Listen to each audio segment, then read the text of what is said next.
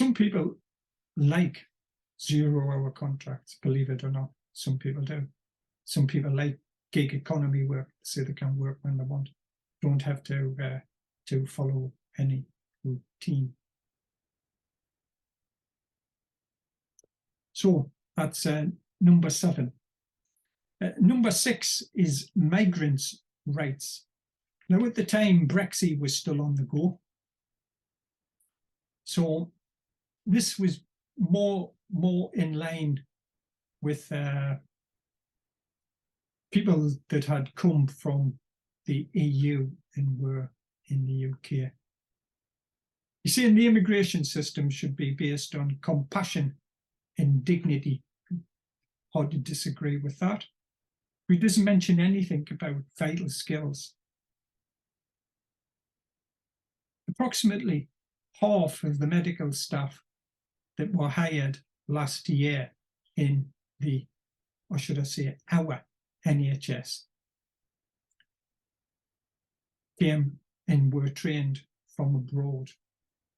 I'm not too sure how that fits in with based on compassion and dignity. I think most people would say vital skills should form part of that. Are these skills required in the UK? He's also was on about closing some immigration centres and stuff like that. That was number 6. I'll take a break now.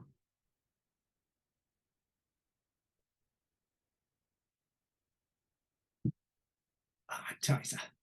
Let's refresh this. It's because this is a biggie. Number 5.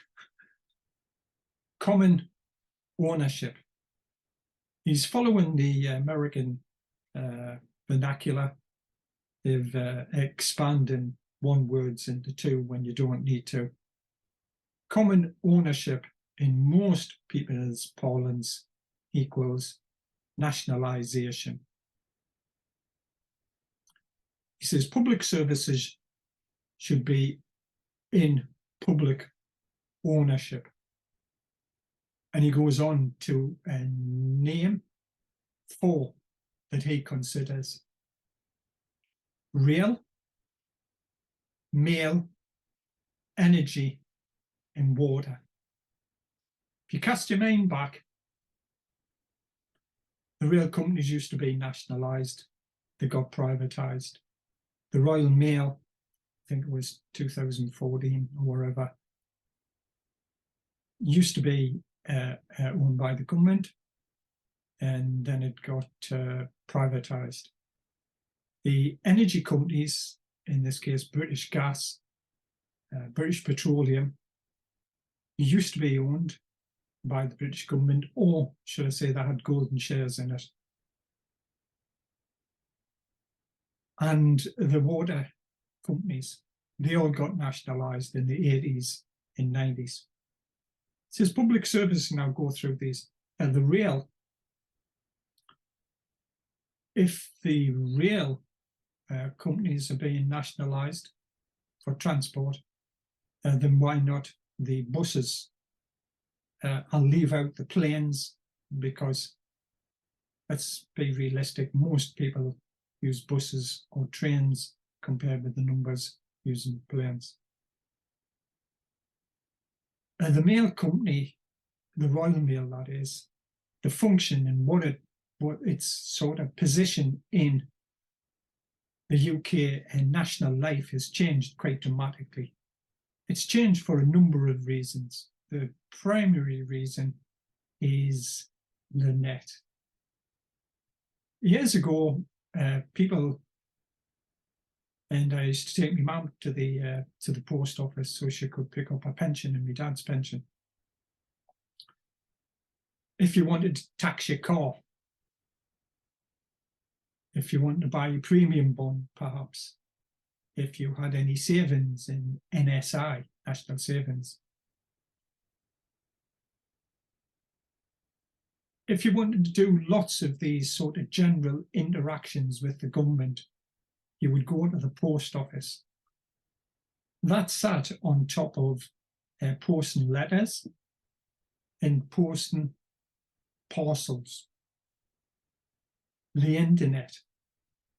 I can remember years ago when we used to go on holiday. First day, maybe it's the Monday that you were there in the holiday, you buy some postcards and send them home, especially if you were fortunate enough to go to maybe Spain or somewhere and you wanted them because we, we sent them back and you would want them to get, especially if you're in the UK, you would want them to get back before you next seen the people. Very few people send postcards these days. Very, very few. Very few people send letters. Lots of people, if you bank, you can do your banking online. If you've got a building society, you can do your building society stuff online. If you want to tax your car, you can tax your car online. If you want to buy premium bonds, you can buy premium bonds online. If you want NSI, you get the message. The Royal Mail is no longer an integral part anymore to most people's sort of structure of the UK. I can't see any real reason why that would need to be taken back into public ownership. The Royal Mail now is basically a sub-branch of Amazon deliveries, as far as I can tell. The amount of mail received now is far less than it was.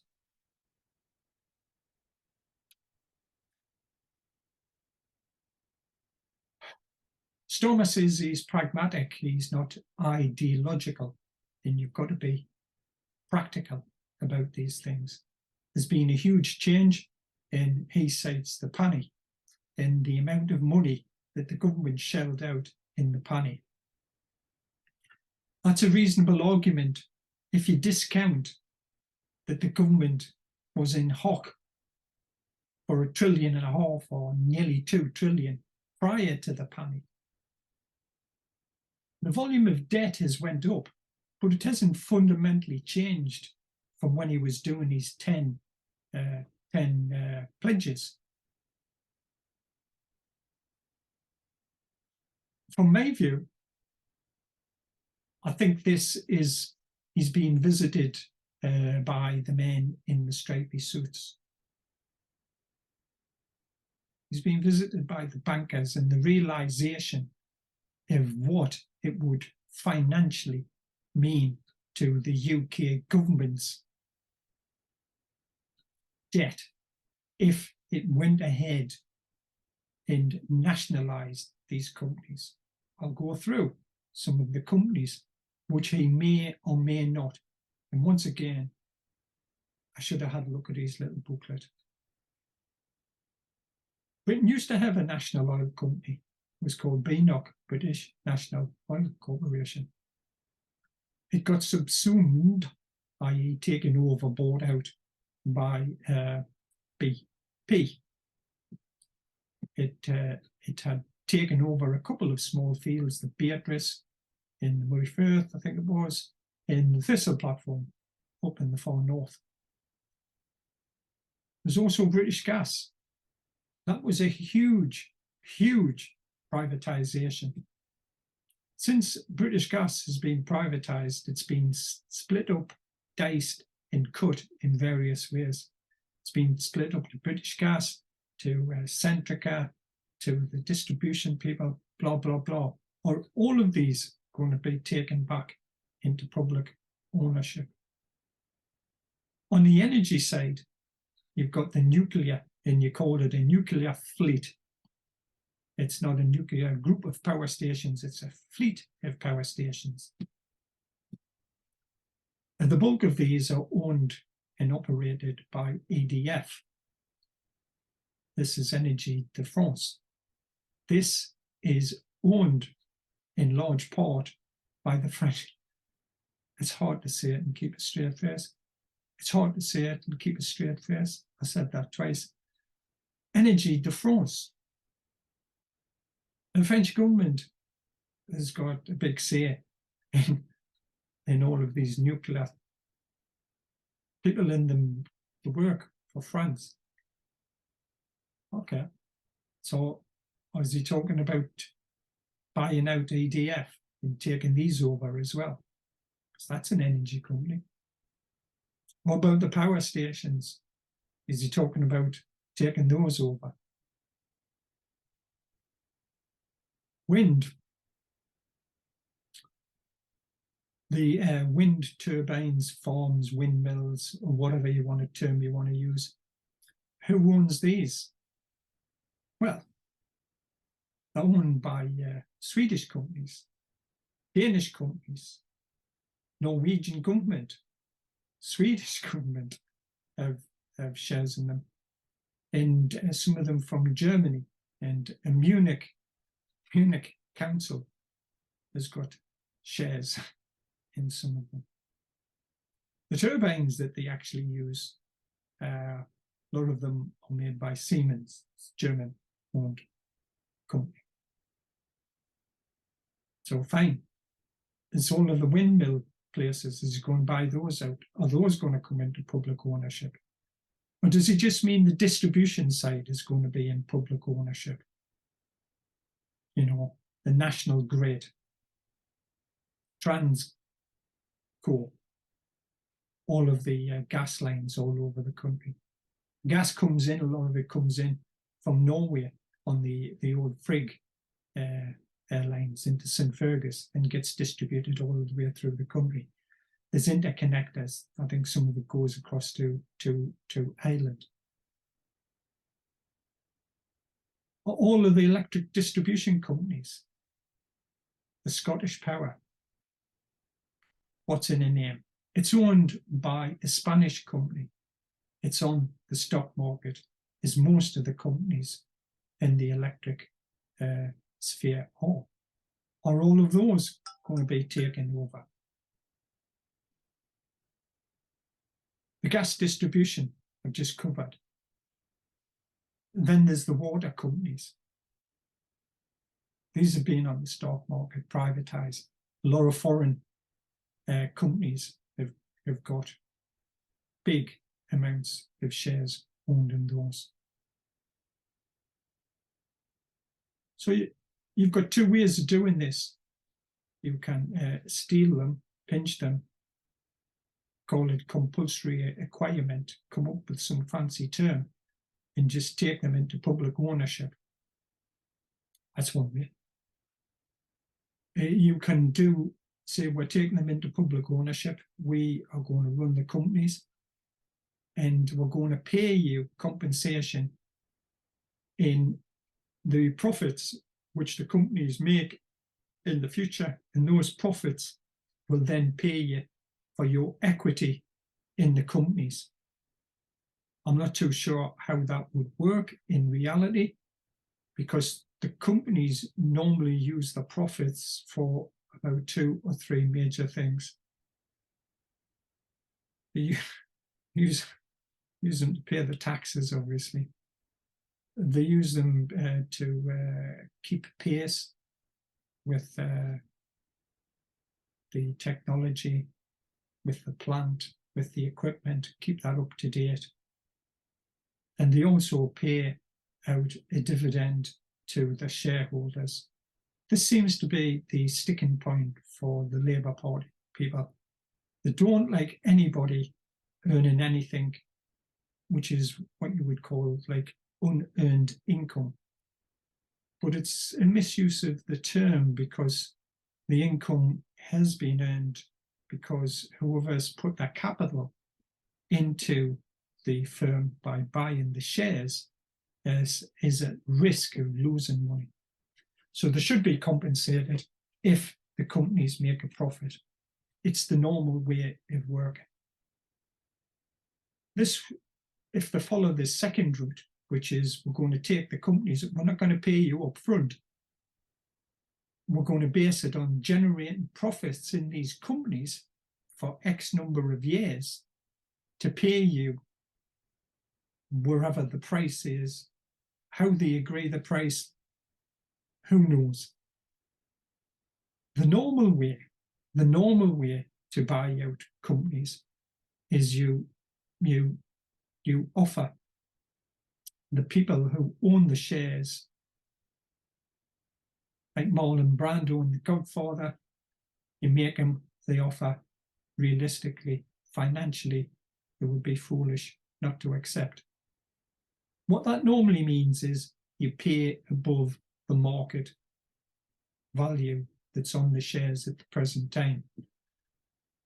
So just say the shares are trading at £3, 300 pence, then you offer 350. You're making a sixth. A lot of people would say, yeah, I'll take the 350. I can then use that 350 to do something else with that money. If the government follows this route of just capturing the companies and saying we'll pay you back out of the company's possible future earnings, there'll be absolute chaos in my mind. It'll cause some of these companies' share prices to crater. That obviously makes it easier for the government to like pay them back from future earnings. The ramifications are doing stuff like this. It sounds great in principle. You see these companies that try, like Venezuela and places like that. It all unravels pretty quickly. A lot of pension companies have got vast holdings in these companies. If this route is taken by them to put them into public ownership, a lot of people's pensions will suffer. You know, we had the LDI, you know, the liability-driven investment came up when Truss was in power.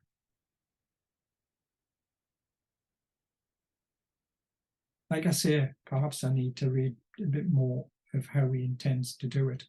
But then again, I don't, because apparently he's now said that because he's practical and he's pragmatic, and because the government debt, the UK government debt, is above 2.5 trillion, that's a 2,500 billion or 2,500 million